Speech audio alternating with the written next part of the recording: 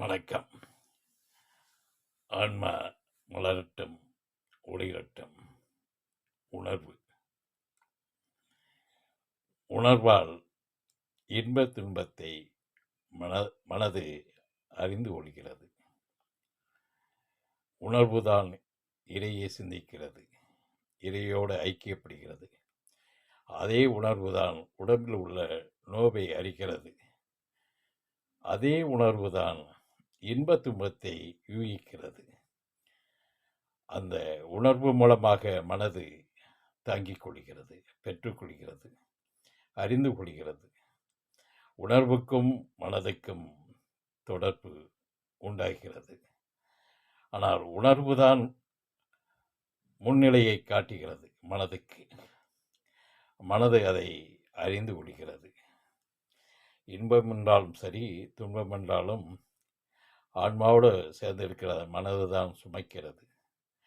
காரணமே அனைத்துக்கும் காரணம் உணர்வின் மூலமாக வரக்கூடிய, அது நன்மையாக இருந்தாலும் சரி, தீமையாக இருந்தாலும் சரி, அனைத்தையும் ஆன்மா நிலையில் தாங்கியிருக்கிற மனது தான் சுமைக்கிறது, சந்தோஷப்படுகிறது, நல்லதை சந்தோஷப்படுகிறது, ஏற்கிறது, மற்றதையும் சுமைக்கிறது. அதை மனது கடந்து நின்றால் அந்த சுமையை சுமைப்பதில்லை. கடந்து நிற்கக்கூடிய நிலை இறை உணர்வால் தான் ஏற்படுகிறது.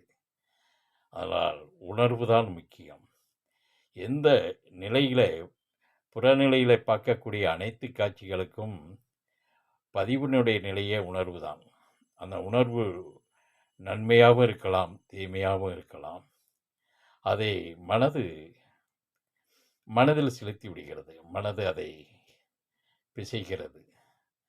அதில் இன்பத்தையும் சுமக்கும், துன்பத்தையும் சுமக்கிறது. ஆன்மாவுடைய நிலையிலே சார்ந்து இருக்கிற மனது தான் நம்மளுடைய அனைத்து நிலைக்கும் பொறுப்பாகிறது. பாவம் மனது.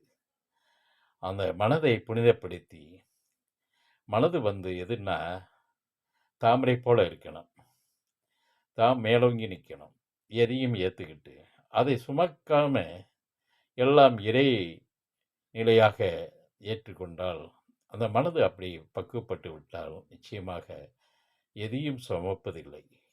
உணர்வையும் சுமப்பதில்லை, இன்ப துன்பத்தையும் சுமப்பதில்லை. அது அதுவாக கடந்து போய்கிட்டே இருக்கும்.